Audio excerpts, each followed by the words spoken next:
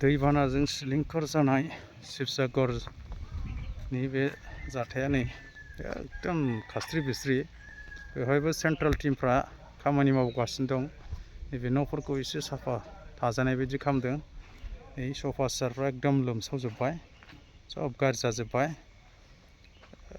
एकदम खास्रि बिस्रि लेथ्रा जाजोब्बाय नै। एकदम बहुद गाज्रि अबस्था। बारि बागान बालाजों फबजोब्बाय। हयथ' बे गय बिफांफ्रा थैलांनो हागौ।